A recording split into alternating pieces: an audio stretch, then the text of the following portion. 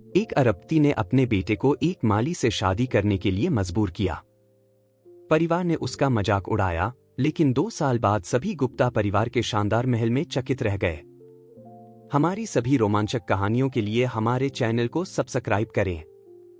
अमित गुप्ता, एक प्रतिष्ठित और शक्तिशाली व्यवसायी, अपने कार्यालय की खिड़की से चिंता के साथ अपने बेटे अरुण को देख रहा था। 25 वर्षीय युवक अपनी लग्जरी स्पोर्ट्स कार में स्पष्ट रूप से नशे में धुत और हंसते हुए दोस्तों के साथ आ रहा था। अमित ने एक गहरी सांस ली, यह जानते हुए कि उसके बेटे की स्थिति एक असहनीय बिंदु तक पहुंच गई थी।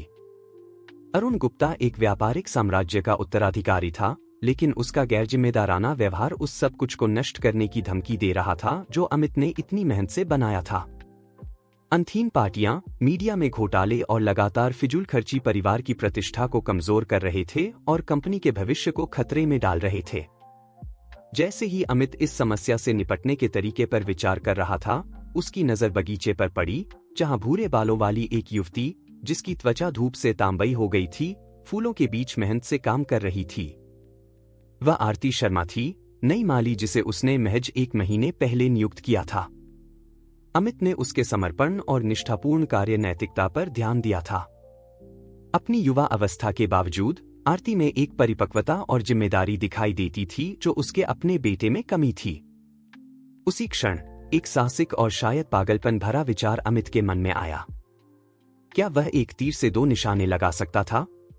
एक तरफ अरुण को जिम्मेदारी और कड़ी मेहनत का मूल्य सिखाना, और दूसरी तरफ आरती की मदद करना, जो उसने सुना था कि अपनी बीमार मां का ख्याल रखने के लिए संघर्ष कर रही थी, जबकि रात में पढ़ाई भी कर रही थी। दृढ़ संकल्प के साथ अमित सीढ़ियों से नीचे उतरा और बगीचे की ओर चला गया। आरती ने उसे आते देखा और सम्मान से अभिवादन किया। गुप्ता साहब, क्या मैं आपकी कोई मदद कर सकती हूं? अमित ने उसे प्रशंसा और जिज्ञासा के मिश्रण के साथ देखा। आरती, क्या तुम मेरे कार्यालय में मेरे साथ आ सकती हो? मुझे तुमसे एक महत्वपूर्ण मामले पर चर्चा करनी है। उत्सुक और थोड़ा घबराई हुई आरती ने सिर हिलाया और अमित के पीछे महल के अंदर चली गई। इस बीच अरुण, जो मुश्किल से खड़ा हो पा रहा था, लड़खड़ाते हुए मुख्य द्वार से अंदर आया। कार्यालय में अमित ने आरती को अरुण के बारे में अपनी चिंता और अपनी पागल योजना के बारे में बताया। उसने एक सौदा प्रस्तावित किया, 1 साल के लिए अरुण से शादी करना, बदले में अमित उसकी मां के चिकित्सा उपचार और उसकी विश्वविद्यालय की शिक्षा के लिए भुगतान करने का वादा करता। आरती चकित होकर अपने कानों पर विश्वास नहीं कर पा रही थी। लेकिन गुप्ता साहब, आप मुझसे ऐसा कैसे मांग सकते हैं? मैं आपके बेटे को बमुश्किल जानती हूं, और वह खैर, वह यहां तक कि नहीं जानता कि मैं मौजूद हूं। अमित ने समझदारी से सिर हिलाया। मैं जानता हूं आरती, यह एक असामान्य प्रस्ताव है, लेकिन मुझे लगता है कि यह हम सभी के लिए फायदेमंद हो सकता है। तुम्हें अपनी मां और अपनी पढ़ाई के लिए जरूरी मदद मिल जाएगी, और अरुण तुमसे कड़ी मेहनत और जिम्मेदारी का मूल्य सीख सकता है। आरती चुप रही, प्रस्ताव पर विचार करते हुए। एक तरफ एक व्यवस्थित विवाह का विचार उसे पुराना और कुछ हद तक अपमानजनक लगा। दूसरी ओर अपनी मां के इलाज और अपनी शिक्षा को सुरक्षित करने का अवसर लुभावना था। कुछ पल सोचने के बाद उसने जवाब दिया, मुझे इस पर सोचने के लिए समय चाहिए, गुप्ता साहब। यह एक बहुत बड़ा फैसला है। अमित ने सिर हिलाया। बेशक, जितना समय चाहिए ले लो, लेकिन याद रखो, यह प्रस्ताव तुम्हारी और तुम्हारी मां की जिंदगी बदल सकता है। जैसे ही आरती प्रस्ताव से विचलित होकर कार्यालय से बाहर निकल रही थी, वह गलियारे में अरुण के आमने सामने आ गई। युवक अभी भी शराब के नशे में उसे जिज्ञासा से देखते हुए पूछा, और तुम कौन हो? उसने शब्दों को खींचते हुए कहा। आरती असहज महसूस करते हुए जवाब दिया, मैं आरती हूं, माली। अरुण ने एक उपहासपूर्ण हंसी छोड़ी। माली? और तुम यहां अंदर क्या कर रही हो? क्या पौधों ने घर पर कब्जा कर लिया है? इससे पहले कि आरती जवाब दे पाती, अमित की आवाज कार्यालय से गूंजी। अरुण, यहां आओ, अभी हमें बात करनी है। अरुण ने आंखें घुमाते हुए, लड़खड़ाते हुए अपने पिता के कार्यालय की ओर बढ़ा, आरती को गलियारे में भ्रमित और चिंतित छोड़ते हुए कि क्या होने वाला था। कार्यालय में अमित ने अपने बेटे का सामना किया। अरुण, यह इस तरह नहीं चल सकता। तुम्हारा व्यवहार नियंत्रण से बाहर है और यह कंपनी और हमारे परिवार को प्रभावित कर रहा है, अरुण ने चुनौतीपूर्ण ढंग से जवाब दिया। और तुम क्या करोगे, पापा? मुझे दंडित करोगे? मेरा भत्ता काट दोगे? मैं एक वयस्क हूं, तुम मुझे नियंत्रित नहीं कर सकते, अमित ने शांति बनाए रखते हुए जवाब दिया। तुम सही हो, तुम एक वयस्क हो और एक वयस्क के रूप में यह समय है कि तुम जिम्मेदारियां संभालो। मैंने एक फैसला लिया है, तुम आरती से शादी करोगे, माली से, अरुण ने, यह मानते हुए कि उसने अपनी नशे की हालत में गलत सुना है, एक ठहाका लगाया। क्या? गलियारे वाली लड़की? पापा, मुझे लगता है कि जिसने ज्यादा पी है वह तुम हो। यह मजाक नहीं है, अरुण। तुम 1 साल के लिए आरती से शादी करोगे। इस दौरान तुम जिम्मेदार बनना सीखोगे, कड़ी मेहनत करना सीखोगे और जो तुम्हारे पास है उसकी कद्र करना सीखोगे। अगर तुम ऐसा नहीं करते हो तो तुम अपनी विरासत और कंपनी में अपनी स्थिति खो दोगे। अरुण के चेहरे से मुस्कान गायब हो गई, उसकी जगह अविश्वास और गुस्से की अभिव्यक्ति ने ले ली। तुम गंभीर नहीं हो सकते। मैं मना करता हूं, अमित दृढ़ रहा। यह तुम्हारा फैसला है, अरुण। तुम इस समझौते को स्वीकार कर सकते हो और यह साबित कर सकते हो कि तुम बदलने में सक्षम हो, या तुम इसे अस्वीकार कर सकते हो और सब कुछ खो सकते हो। तुम्हारा चुनाव है, अरुण। महसूस करते हुए कि स्थिति की गंभीरता के सामने शराब तेजी से उतर रही थी, अपने पिता को गुस्से और डर के मिश्रण के साथ देखा। यह पागलपन है, पापा। तुम मुझे एक अजनबी से शादी करने के लिए मजबूर नहीं कर सकते। मैं तुम्हें मजबूर नहीं कर रहा हूं, अरुण। मैं तुम्हें खुद को सुधारने और एक व्यक्ति के रूप में विकसित होने का एक अवसर दे रहा हूं।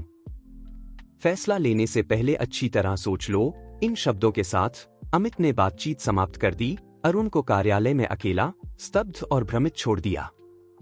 इस बीच आरती शहर के बाहरी इलाके में अपने छोटे से अपार्टमेंट में लौट आई थी। रसोई की मेज पर बैठी, हाथों में चाय का कप लिए, वह अमित गुप्ता के प्रस्ताव को समझने की कोशिश कर रही थी।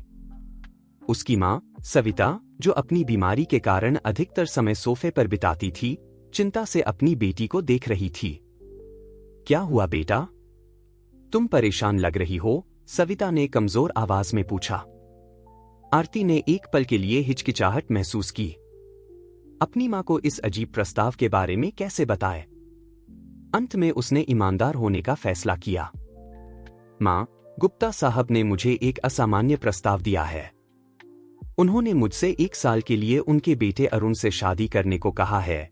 सविता ने जो पानी पी रही थी उसमें लगभग चौंक गई। क्या? शादी? लेकिन तुम उस लड़के को मुश्किल से जानती हो। वह तुमसे ऐसा क्यों मांगेगा? आरती ने अपनी मां को समझौते के विवरण समझाए। 1 साल का विवाह, अमित का उसकी पढ़ाई और सविता के चिकित्सा उपचार के लिए भुगतान करने का वादा। जैसे जैसे वह बोलती गई, आरती अपनी मां के चेहरे पर आश्चर्य से चिंता और अंत में आशा और अपराधबोध के मिश्रण में बदलाव देख सकती थी। आरती, तुम इसे स्वीकार नहीं कर सकती। यह बहुत ज्यादा है।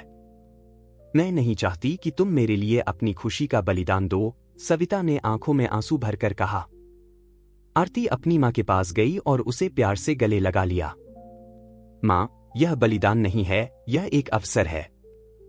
सोचो, हम तुम्हारे इलाज का खर्च उठा सकेंगे, मैं अपनी पढ़ाई पूरी कर सकूंगी, और यह सिर्फ 1 साल के लिए होगा। सविता ने अपनी बेटी के हाथों को अपने हाथों में लिया। लेकिन बेटा, अगर तुम प्यार में पड़ गई, अगर तुम्हें चोट लगी? हम उस अरुण के बारे में कुछ नहीं जानते, आरती ने दृढ़ता से मुस्कुराते हुए कहा। चिंता मत करो मां, मैं अपना ख्याल रख सकती हूं। इसके अलावा मुझे नहीं लगता कि इसमें प्यार का कोई लेना देना होगा। यह सिर्फ एक समझौता होगा, कुछ और नहीं। जबकि मां और बेटी प्रस्ताव के पक्ष और विपक्ष पर चर्चा कर रही थीं, गुप्ता महल में अरुण अपनी खुद की दुविधा का सामना कर रहा था। अपने कमरे में बंद, वह यह कल्पना करने की कोशिश कर रहा था कि माली से शादी करके उसकी जिंदगी कैसी होगी। विचार उसे बेतुका लगा, लेकिन उसके पिता के शब्द उसके दिमाग में गूंज रहे थे, यह था या सब कुछ खो देना। अगली सुबह आरती और अरुण दोनों अमित के कार्यालय में पहुंचे। दोनों ने अपना अपना फैसला ले लिया था। मैं स्वीकार करता हूं, दोनों ने एक साथ कहा, एक दूसरे को चौंकाते हुए। अमित, खुश लेकिन सावधान, दोनों को देखा। ठीक है, तो यह तय हो गया। तुम 1 हफ्ते में शादी करोगे। याद रखो, यह 1 साल का समझौता है। इसके बाद क्या होगा वह तुम पर निर्भर करता है। जैसे ही वे कार्यालय से बाहर निकले, अरुण और आरती ने एक दूसरे को देखा। एक दूसरे का मूल्यांकन करते हुए, वह अपने अमीर बच्चे के रूप में और अपने अहंकारी रवैये के साथ, वह अपनी सादगी और दृढ़ संकल्प के साथ। दोनों सोच रहे थे कि वे किस चीज में फंस गए थे और कैसे वे इस सुविधा के विवाह से बच पाएंगे।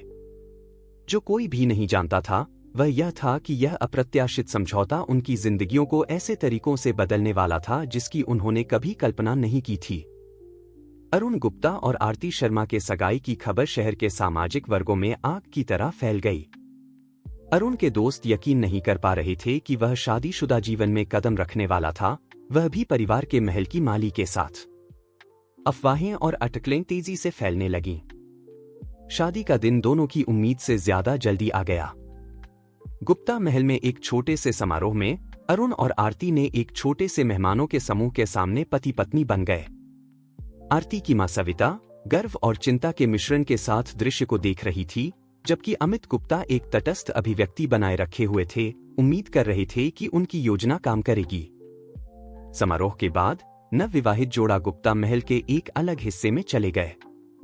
अमित ने जोर दिया था कि वे दिखावे के लिए साथ रहें, लेकिन उन्हें एक ही अपार्टमेंट के अंदर अलग अलग स्थान प्रदान किए गए थे। पहले कुछ दिन असहज और तनावपूर्ण थे।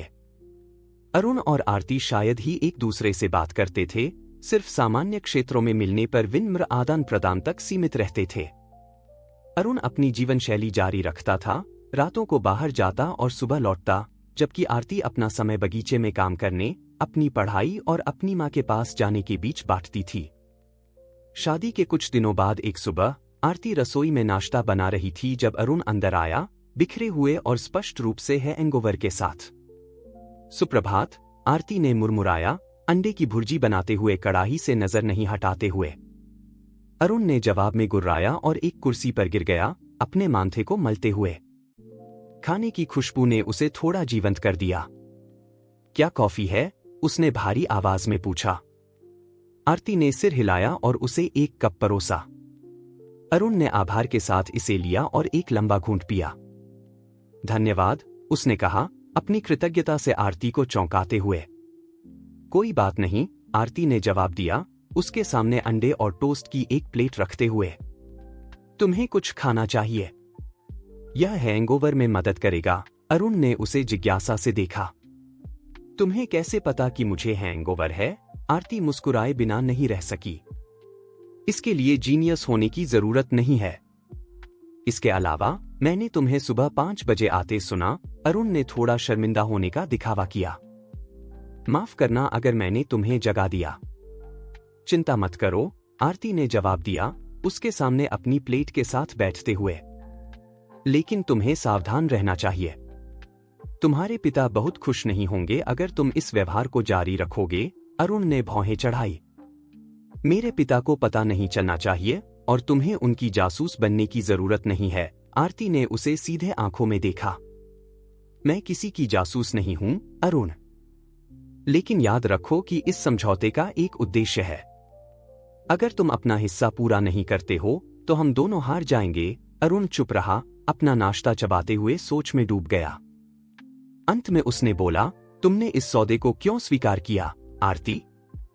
तुम उस तरह की व्यक्ति नहीं लगती जो पैसे के लिए शादी करेगी। आरती ने एक लंबी सांस ली। मैंने पैसे के लिए नहीं किया, मैंने अपनी मां के लिए किया। उन्हें ऐसे चिकित्सा उपचार की जरूरत है जिसका हम खर्च नहीं उठा सकते, और मेरी पढ़ाई के लिए भी। मैं अपनी डिग्री पूरी करना चाहती हूं और अपने परिवार को बेहतर जीवन प्रदान करना चाहती हूं। अरुण ने उसे आश्चर्य और सम्मान के मिश्रण के साथ देखा। वाह, यह सराहनीय है। मैं तो यह भी नहीं जानता कि मैं अपनी जिंदगी के साथ क्या करना चाहता हूं। कभी भी देर नहीं होती इसे खोजने के लिए, आरती ने जवाब दिया। तुम्हारे पास एक ऐसा अवसर है जिसकी कई लोग कामना करेंगे, एक पारिवारिक व्यवसाय, संसाधन। क्या कोई ऐसी चीज नहीं है जो तुम्हें जुनून से भर दे? अरुण ने कंधे उचकाए। मुझे लगता है कि मैंने कभी वास्तव में इसके बारे में सोचा ही नहीं। मुझे हमेशा वह सब कुछ मिला है जो मैंने चाहा, बिना किसी प्रयास के। शायद यह बदलने का समय है, आरती ने सुझाव दिया। क्यों नहीं आज मेरे साथ बगीचे में आते? मैं तुम्हें बागवानी के बारे में कुछ चीजें सिखा सकती हूं। यह चिकित्सकीय हो सकता है। अरुण ने उसे ऐसे देखा जैसे उसने एवरेस्ट पर चढ़ने का प्रस्ताव दिया हो। मैं? बागवानी? मुझे नहीं लगता कि यह मेरे लिए है। आरती उठी और प्लेटें इकट्ठा करने लगी। तुम कभी नहीं जानोगे अगर तुम कोशिश नहीं करोगे। इसके अलावा आज तुम्हारे पास और क्या करने को है? आरती के तर्क में फंसकर और कोई वैध बहाना न होने के कारण अरुण ने अंततः सहमति दे दी। ठीक है, लेकिन सिर्फ थोड़ी देर के लिए। उस सुबह तपती धूप में अरुण ने पहली बार अनुभव किया कि अपने हाथों से काम करने का क्या मतलब होता है। आरती ने धैर्यपूर्वक उसे सिखाया कि बीज कैसे बोए जाते हैं, झाड़ियां कैसे काटी जाती हैं और फूलों को कैसे पानी दिया जाता है। उसके आश्चर्य के लिए अरुण ने पाया कि अपने काम का तत्काल परिणाम देखने में कुछ संतोषजनक था। बुरा नहीं है, अरुण ने स्वीकार किया, उस छोटे से फूलों की क्यारी को देखते हुए जिसे उसने आरती के मार्गदर्शन में सुधारने में सफलता पाई थी। हालांकि मुझे लगता है कि मैं अभी भी पार्टियों को इससे ज्यादा पसंद करता हूं। आरती हंसी। रोम एक दिन में नहीं बना था, लेकिन तुमने पहली बार के लिए अच्छा काम किया है। अपने कार्यालय की खिड़की से अमित इस दृश्य को आशा और संदेह के मिश्रण के साथ देख रहा था। अपने बेटे को बगीचे में काम करते देखना एक ताजगी भरा बदलाव था, लेकिन वह जानता था कि ईमानदार श्रम का एक दिन वर्षों की जड़ जमी आदतों को बदलने के लिए पर्याप्त नहीं था। अगले कुछ दिनों में एक अप्रत्याशित दिनचर्या बन गई। हर सुबह आरती अरुण को बगीचे में अपने साथ आने के लिए आमंत्रित करती और अपने आश्चर्य के लिए वह इनकार करने से ज्यादा बार स्वीकार करता। धीरे धीरे अरुण पौधों की देखभाल में रुचि दिखाने लगा, सवाल पूछने और बगीचे के डिजाइन में सुधार के लिए सुझाव देने लगा। एक दोपहर जब वे एक नई गुलाब की क्यारी पर साथ काम कर रहे थे, अरुण ने पूछने की हिम्मत की, आरती, तुम्हारी माँ कैसी हैं? क्या उपचार काम कर रहे हैं? आरती, उसकी आवाज में वास्तविक चिंता से चौंक गई, ने जवाब दिया, वह धीरे धीरे बेहतर हो रही हैं। डॉक्टर आशावादी हैं। पूछने के लिए धन्यवाद। अरुण ने सिर हिलाया, अजीब तरह से संतुष्ट महसूस करते हुए कि उसने पूछा। मुझे खुशी है। अगर तुम्हें किसी चीज की जरूरत हो, कोई भी चीज, तो बस मुझे बताना। आरती ने उसे एक नई सराहना के साथ देखा। धन्यवाद अरुण, मैं इसे ध्यान में रखूंगी। जैसे जैसे हफ्ते बीतते गए, अरुण और आरती के बीच का तालमेल बदलने लगा।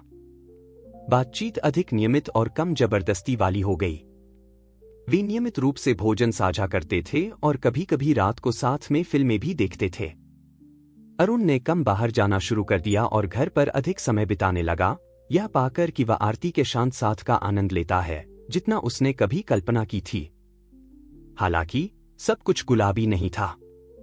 अरुण के पुराने दोस्त उसके जीवनशैली में अचानक बदलाव को नहीं समझ पा रहे थे और उस पर लगातार दबाव डाल रहे थे कि वह अपने पुराने तौर तरीकों पर लौट आए।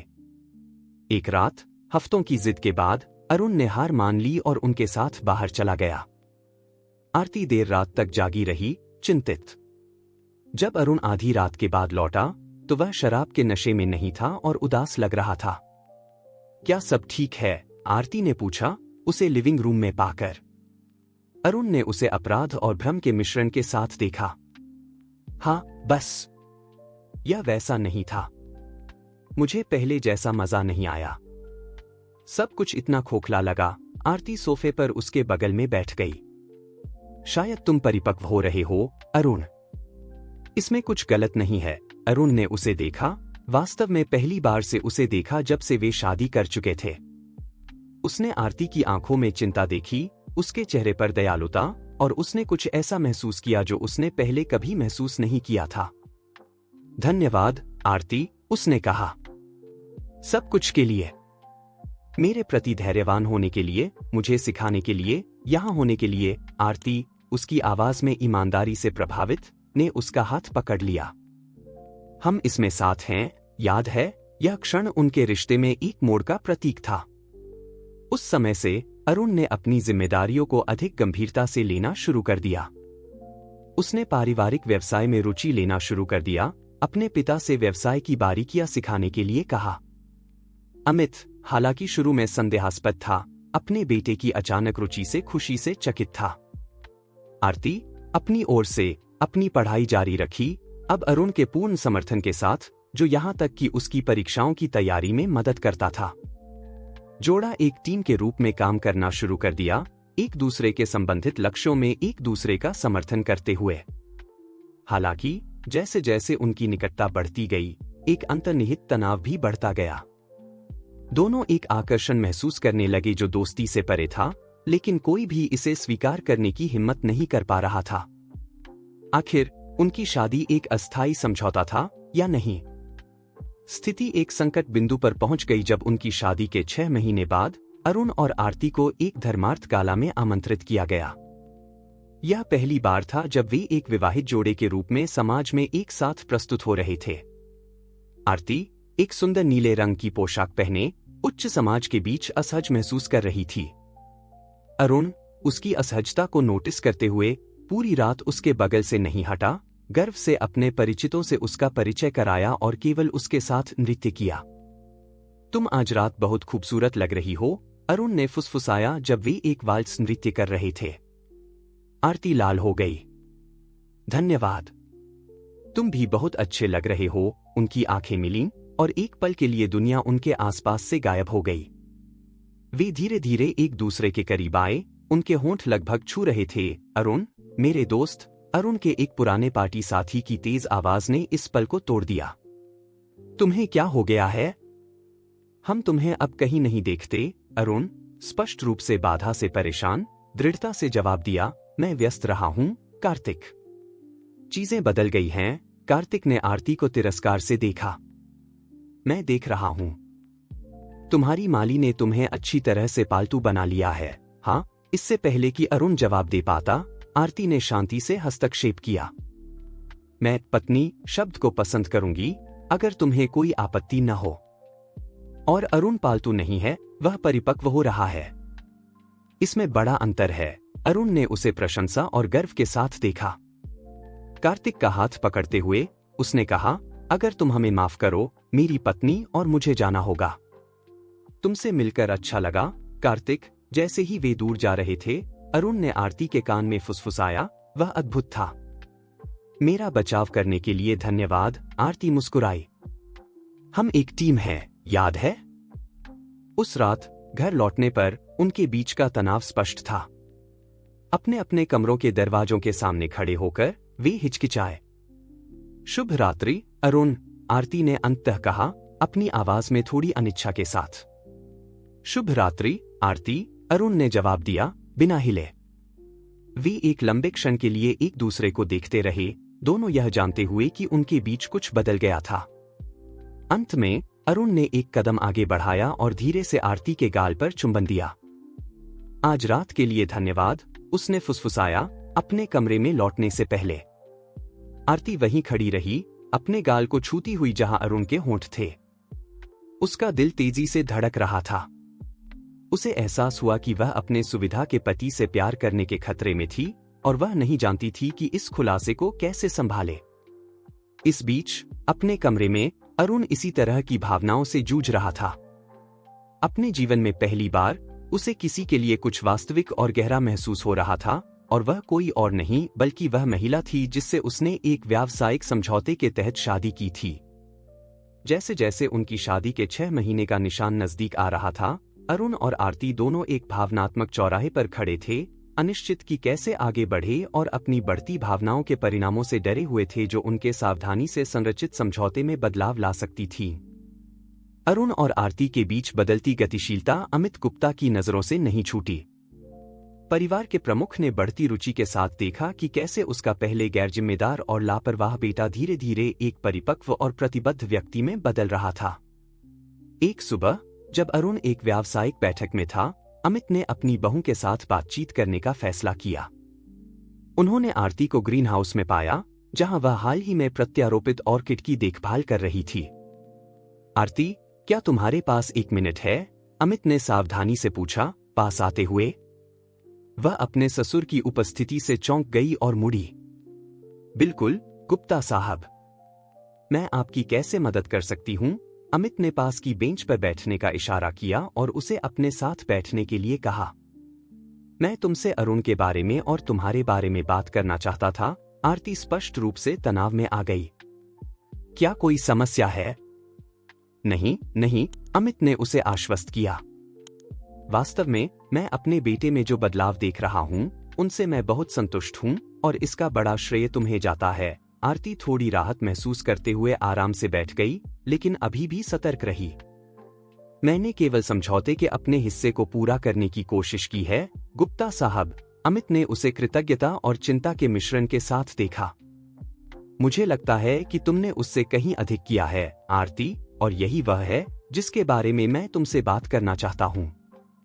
मैंने देखा है कि तुम्हारे और अरुण के बीच खैर एक सामान्य दोस्ती से कहीं अधिक विकसित हो रहा है। आरती ने महसूस किया कि उसके गाल लाल हो रहे हैं।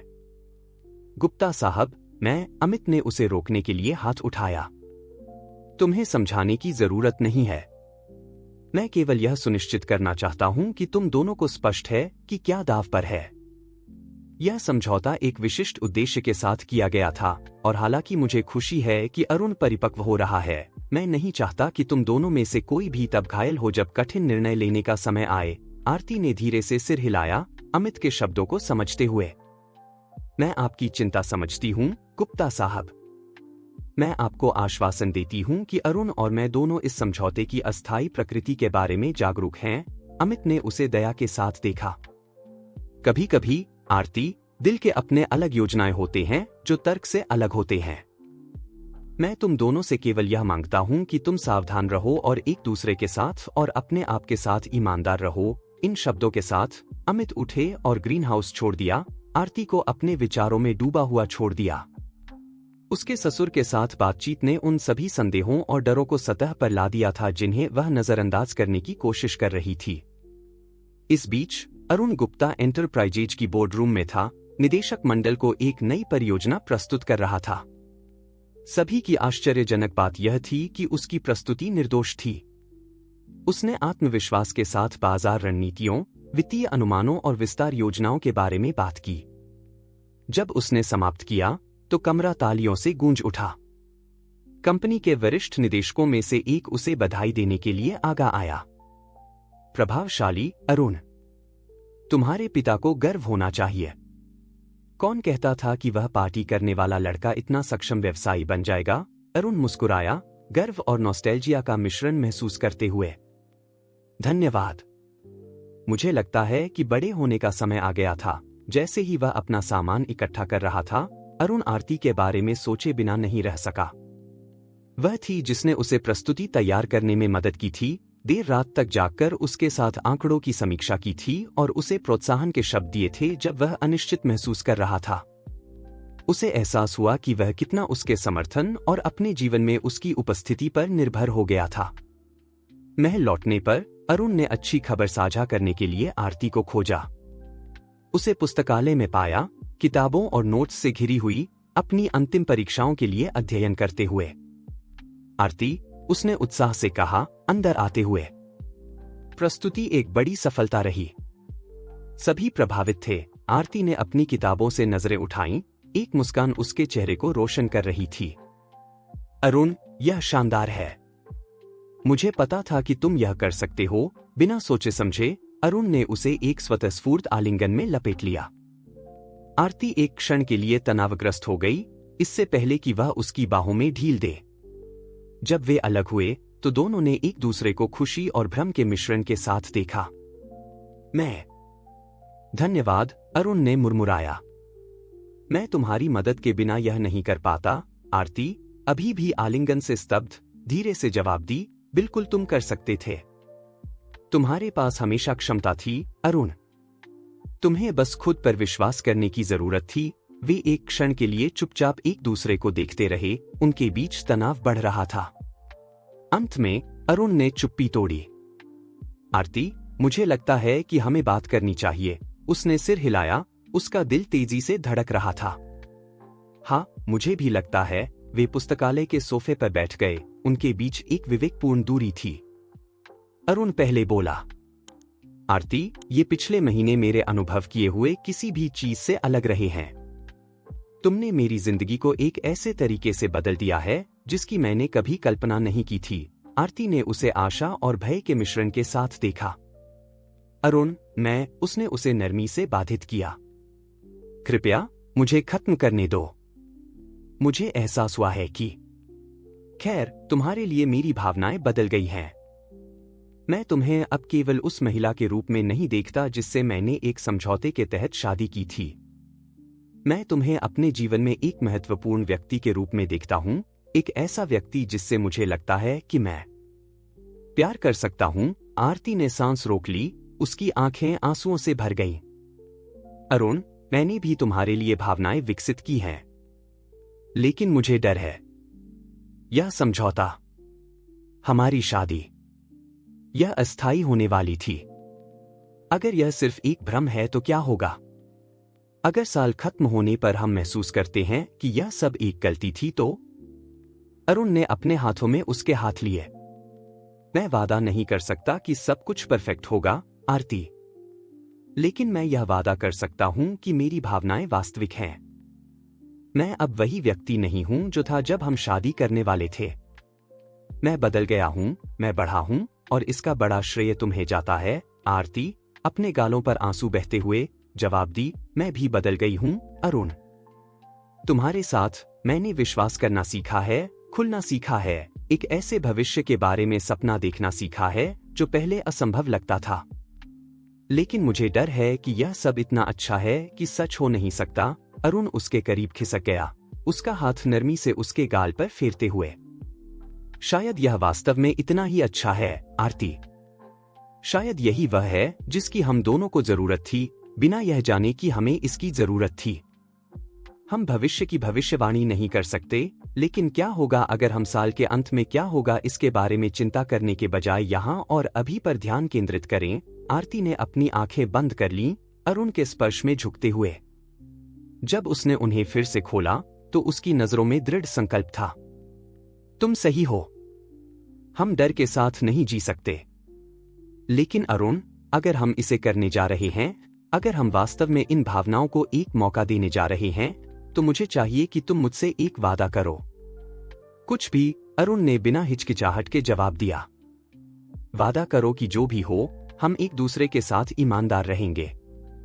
कि अगर किसी भी समय तुम महसूस करते हो कि यह वह नहीं है जो तुम चाहते हो, तो तुम मुझे बताओगे। और मैं वादा करती हूं कि मैं भी वही करूंगी। अरुण ने गंभीरता से सिर हिलाया। मैं वादा करता हूं, आरती। ईमानदारी सबसे पहले। इस वादे के साथ, जो उनकी नई समझ पर मुहर लगा रही थी, अरुण और आरती ने एक दूसरे को देखा। वर्षों की बाधाएं और दिखावे उनके बीच से गिर रहे थे। धीरे धीरे, जैसे समय धीमा हो गया हो, वे एक दूसरे के करीब आए। उनके होंठ एक कोमल चुंबन में मिले, वादों और संभावनाओं से भरा हुआ। जब वे अलग हुए तो दोनों मुस्कुरा रहे थे, उनके चेहरों पर राहत और उत्साह का मिश्रण था। तो अब हम क्या करें? आरती ने पूछा, थोड़ा सांस फूली हुई। अरुण मुस्कुराया। अब हम दिन ब दिन जीते हैं, पल पल साथ में, अगले दिन जोड़े के लिए एक सपने की तरह थे। उन्होंने अपने घर और अपने रिश्ते को इस नई रोशनी में फिर से खोजा। साझा भोजन का एक नया अर्थ था। रात की बातचीत अधिक गहरी और सार्थक हो गई। यहां तक कि उनके दैनिक कार्य भी, बगीचे में काम करने से लेकर व्यावसायिक बैठकों तक, एक विशेष चमक प्राप्त कर गए, यह जानते हुए कि उनके पास एक दूसरे का बेशर्त समर्थन था। हालांकि सब कुछ गुलाबी नहीं था। जैसे जैसे उनका रिश्ता गहरा होता गया, नई चुनौतियां भी सामने आईं। अरुण, हालांकि अपने बदलाव के प्रति प्रतिबद्ध था, कभी कभी अपनी पुरानी आदतों में लौटने का प्रलोभन महसूस करता था। एक रात, एक विशेष रूप से तनावपूर्ण व्यावसायिक बैठक के बाद, वह अपने पुराने दोस्तों से घिरा हुआ एक बार में पाया गया। चलो अरुण, उनमें से एक ने उसे प्रोत्साहित किया। पुराने समय की याद में एक पेग। अरुण ने अपने सामने रखे व्हिस्की के गिलास को देखा, अपने अतीत और वर्तमान के टकराव का वजन महसूस करते हुए। ठीक उसी समय जब वह झुकने वाला था, उसका फोन कंपकंपाया। यह आरती का एक संदेश था, उम्मीद है तुम्हारी बैठक अच्छी रही होगी। मैं तुम्हारा पसंदीदा खाना बना रही हूं। मैं तुमसे प्यार करती हूँ, ये सरल शब्द ही वह सब थे जो अरुण को प्रतिरोध करने की शक्ति देने के लिए आवश्यक थे। उसने अछूता गिलास छोड़ दिया, अपने दोस्तों से विदा ली और घर लौट आया आरती के पास। इस बीच आरती अपनी खुद की चुनौतियों का सामना कर रही थी। जैसे जैसे उसकी अंतिम परीक्षाएं नजदीक आ रही थीं, तनाव उस पर असर करने लगा था। एक रात अरुण ने उसे पुस्तकालय में रोते हुए पाया, किताबों और कागजों से घिरी हुई। क्या हुआ प्यार? उसने चिंतित होकर पूछा। आरती ने हिचकियों के बीच स्वीकार किया, मुझे डर है कि मैं असफल हो जाऊंगी अरुण। अगर मैं पास नहीं हुई तो? अगर यह सब बेकार हुआ तो? अरुण उसके बगल में बैठ गया, उसे मजबूती से गले लगाते हुए। मेरी बात सुनो आरती, तुम सबसे बुद्धिमान और समर्पित व्यक्ति हो जिसे मैं जानता हूं। तुमने यहां तक पहुंचने के लिए इतनी मेहनत की है। इन परीक्षाओं में जो भी हो, मुझे तुम पर गर्व है। और जो भी हो, हम इसका सामना एक साथ करेंगे। प्रोत्साहन के ये शब्द वह मरहम थे जिसकी आरती को जरूरत थी। नए सिरे से दृढ़ संकल्प के साथ वह अपनी पढ़ाई में डूब गई। अरुण हर कदम पर उसका समर्थन कर रहा था। जैसे जैसे उनके विवाह समझौते का 1 साल समाप्त होने की ओर बढ़ रहा था, अरुण और आरती खुद को सवालों की एक नई श्रृंखला का सामना करते हुए पाया। जब समय सीमा पूरी हो जाएगी तो क्या होगा? क्या वे साथ रहेंगे? बाहरी दुनिया उनके रिश्ते पर कैसी प्रतिक्रिया देगी अब जब यह वास्तविक था और सिर्फ एक व्यावसायिक समझौता नहीं? एक दोपहर जब वे उस बगीचे में टहल रहे थे जिसे उन्होंने साथ में उगाया था, अरुण एक खिले हुए गुलाब के पौधे के सामने रुक गया। आरती का हाथ पकड़ते हुए उसने उसकी आंखों में देखा। आरती, तुम्हारे साथ ये महीने मेरे जीवन के सबसे खुशहाल और सार्थक रहे हैं। मैं नहीं चाहता कि यह 1 साल पूरा होने पर खत्म हो जाए, आरती ने जवाब दिया। उसका दिल तेजी से धड़क रहा था। मैं भी नहीं चाहती कि यह खत्म हो अरुण। लेकिन तुम्हारे पिता क्या कहेंगे? लोग क्या कहेंगे? अरुण मुस्कुराया, अपनी जेब से एक छोटा सा बॉक्स निकालते हुए। मुझे दूसरों के क्या कहने से कोई फर्क नहीं पड़ता। मुझे सिर्फ तुमसे फर्क पड़ता है। आरती शर्मा, क्या तुम मुझसे शादी करोगी? इस बार प्यार के लिए और हमेशा के लिए। आरती ने आंखों में खुशी के आंसू के साथ बॉक्स में सुंदर अंगूठी को देखा और फिर अरुण को। हाँ अरुण, 1000 बार हाँ। वे शाम की धूप में चुंबन करते हैं, उन फूलों से घिरे हुए जिन्हें उन्होंने साथ में उगाया था, उनके बढ़ते और फलते फूलते प्यार के प्रतीक। हालांकि जब वे अपनी सगाई का जश्न मना रहे थे, उनमें से कोई भी उन चुनौतियों की कल्पना नहीं कर सकता था जो अभी भी उनका इंतजार कर रही थी। बाहरी दुनिया अपने पूर्वाग्रहों और अपेक्षाओं के साथ जल्द ही उनके प्यार और एक दूसरे के प्रति प्रतिबद्धता की ताकत की परीक्षा लेने वाली थी। अरुण और आरती की सगाई की खबर शहर के उच्च समाज में तेजी से फैल गई, प्रतिक्रियाओं का एक मिश्रण उत्पन्न करते हुए। जबकि कुछ लोग अरुण के परिवर्तन और प्रतीत होने वाली प्रेम कहानी का जश्न मना रहे थे, अन्य लोग स्थिति को संदेह और तिरस्कार से देख रहे थे। अमित गुप्ता, हालांकि अपने बेटे में सकारात्मक बदलावों से प्रसन्न थे, कुछ चिंता महसूस किए बिना नहीं रह सके। एक दोपहर उन्होंने अरुण को एक निजी बातचीत के लिए अपने कार्यालय में बुलाया। अरुण बेटा, अमित ने शुरू किया। उनकी आवाज में गर्व और सावधानी का मिश्रण था। मैं तुम्हारे जीवन में किए गए बदलावों से प्रभावित हूं। कंपनी में तुम्हारा काम असाधारण रहा है। अरुण मुस्कुराया, वास्तव में गर्व महसूस करते हुए। धन्यवाद पापा, आपसे यह सुनना मेरे लिए बहुत मायने रखता है। अमित ने सिर हिलाया, लेकिन उनका चेहरा गंभीर हो गया। हालांकि मुझे तुमसे पूछना होगा, क्या तुम निश्चित हो कि तुम इस शादी को जारी रखना चाहते हो? मूल समझौता 1 साल का था। अगर तुम निर्णय लो कि यह पर्याप्त है, तो कोई तुम्हें दोष नहीं देगा। अरुण ने अपने पिता को दृढ़ता से देखा। पापा, मैं आरती से प्यार करता हूं। यह सिर्फ समझौता नहीं है। उसने मुझे बदल दिया है, मुझे एक बेहतर इंसान बना दिया है। मैं अपनी बाकी की जिंदगी उसके साथ बिताना चाहता हूं। अमित ने एक लंबी सांस ली।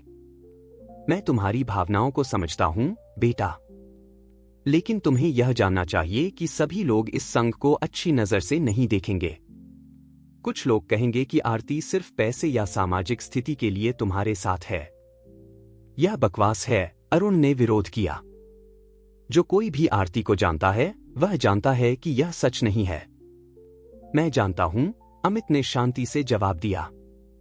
लेकिन व्यवसाय की दुनिया क्रूर हो सकती है। मुझे यह सुनिश्चित करने की जरूरत है कि तुम इन चुनौतियों का सामना करने के लिए तैयार हो। अरुण ने अपनी कुर्सी में सीधा बैठते हुए कहा, मैं हूं, पापा। मैं आरती और हमारे साथ के भविष्य के लिए जो भी आवश्यक होगा उसका सामना करूंगा। अमित ने अपने बेटे को गर्व और चिंता के मिश्रण के साथ देखा। बहुत अच्छा, अरुण। तुम्हें मेरा आशीर्वाद और समर्थन है। बस याद रखना कि रास्ता आसान नहीं होगा। इस बीच आरती विश्वविद्यालय में अपनी खुद की चुनौतियों का सामना कर रही थी। उसके कुछ सहपाठी उसके साथ अलग तरह से व्यवहार करने लगे थे। गलियारों में फुसफुसाहट और कटाक्ष भरी नजरें उसका पीछा करती थी। एक दिन जब वह पुस्तकालय में पढ़ाई कर रही थी, उसकी एक सहपाठी प्रिया उसके पास आई। आरती, क्या हम बात कर सकते हैं? प्रिया ने पूछा। उसका स्वर गंभीर था। आरती ने सिर हिलाया, उत्सुक। हाँ, बिल्कुल। क्या हुआ? प्रिया उसके सामने बैठ गई, चिंता और नापसंदगी के मिश्रण के साथ उसे देखते हुए।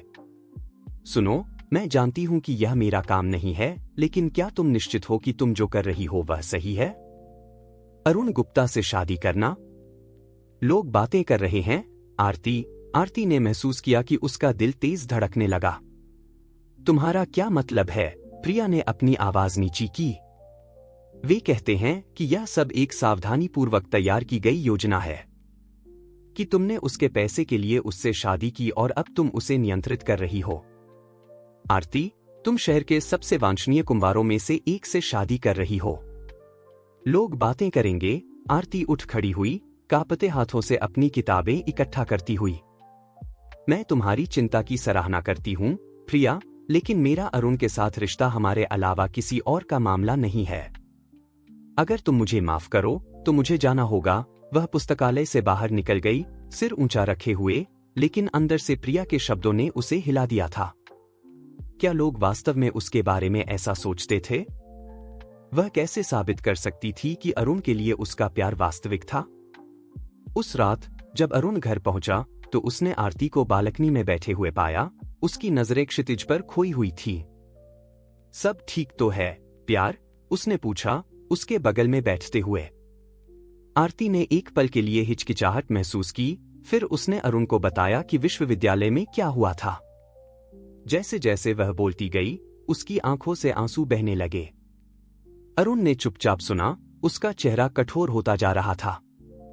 उन्हें अपने ऊपर असर मत डालने दो, आरती, उसने दृढ़ता से कहा। हम जानते हैं कि सच क्या है। जो लोग वास्तव में हमारे लिए मायने रखते हैं वे सच्चाई जानते हैं। खैर, बाकी का कोई महत्व नहीं है। आरती ने उसे कसकर पकड़ लिया, उसके शब्दों और आलिंगन में आराम पाते हुए। लेकिन अगर यह तुम्हारी प्रतिष्ठा को प्रभावित करता है तो? अगर यह कंपनी को नुकसान पहुंचाता है तो? अरुण ने उसे देखने के लिए थोड़ा अलग किया, उसकी आंखों में देखते हुए। मेरी बात ध्यान से सुनो, आरती। तुम मेरे लिए किसी भी प्रतिष्ठा या व्यवसाय से अधिक महत्वपूर्ण हो। हम इसका सामना एक साथ करेंगे, ठीक है? आरती ने सिर हिलाया, अरुण के समर्थन से अधिक मजबूत महसूस करते हुए। हालांकि दोनों जानते थे कि यह केवल उन चुनौतियों की शुरुआत थी जिनका उन्हें सामना करना था। अगले हफ्तों में अफवाहें और बातें जारी रहीं। एक धर्मार्थ काला में अरुण और आरती ने खुद को उत्सुक नजरों और मुश्किल से छिपी टिप्पणियों के केंद्र में पाया। देखो, एक महिला ने अपने साथी से फुसफुसाया, काफी ऊंची आवाज में कि आरती सुन सके। वह वही माली है जिसने गुप्ता के वारिस को फंसा लिया। कैसा घोटाला है, अरुण? आरती की असहजता को नोटिस करते हुए उसका हाथ पकड़ा और उसे डांस फ्लोर के बीच में ले गया। जैसे वे एक वाल्स नाच रहे थे, उसने उसके कान में फुसफुसाया, उन्हें तुम पर असर करने का सुख मत दो।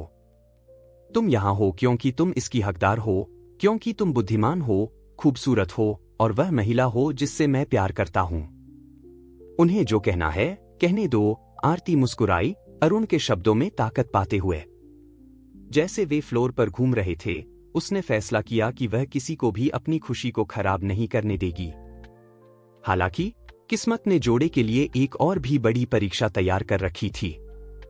एक सुबह जब वे नाश्ता कर रहे थे, अमित गंभीर चेहरे के साथ डाइनिंग रूम में प्रवेश किए। उनके हाथ में एक अखबार था। मुझे लगता है कि तुम्हें यह देखना चाहिए, उन्होंने कहा, मेज पर अखबार फैलाते हुए। फ्रंट पेज पर एक सनसनीखेज शीर्षक चिल्ला रहा था, गुप्ता परिवार में घोटाला, सुविधा की शादी। नीचे अरुण और आरती की एक तस्वीर थी जो उनकी प्रारंभिक शादी के दिन ली गई थी।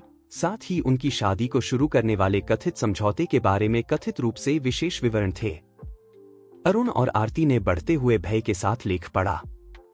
किसी ने, जाहिर तौर पर परिवार के करीबी एक सूत्र ने, अमित और आरती के बीच प्रारंभिक समझौते के विवरण लीक कर दिए थे।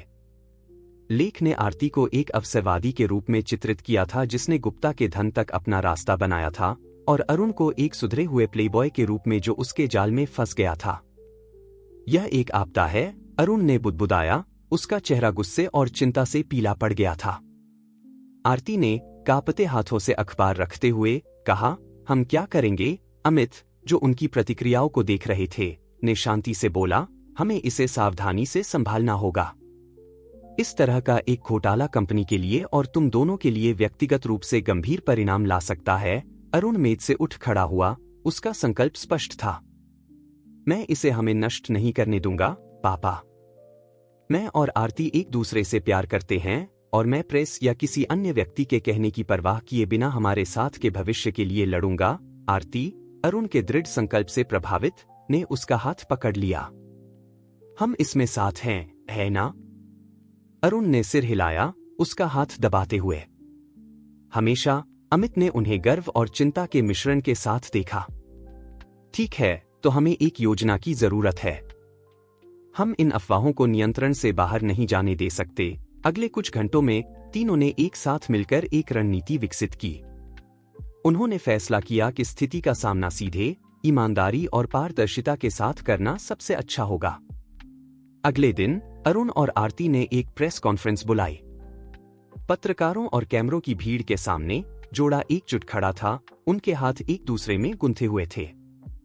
अरुण पहले बोला, आज आपकी उपस्थिति के लिए धन्यवाद। हमने हमारी शादी के बारे में फैल रही अफवाहों और अटकलों को सीधे संबोधित करने का फैसला किया है। एक गहरी सांस लेते हुए उसने जारी रखा, यह सच है कि हमारी शादी एक असामान्य समझौते के रूप में शुरू हुई थी। मेरे पिता, मेरे गैर जिम्मेदार व्यवहार से चिंतित, ने आरती के साथ इस व्यवस्था का प्रस्ताव रखा था। हालांकि जो एक समझौते के रूप में शुरू हुआ वह कुछ बहुत गहरा और अर्थपूर्ण बन गया है। आरती ने अपनी आवाज में दृढ़ता के साथ अपनी घबराहट के बावजूद बात संभाली। इस दौरान हम एक साथ बढ़े हैं। हमने एक दूसरे के सपनों और आकांक्षाओं में एक दूसरे का समर्थन किया है।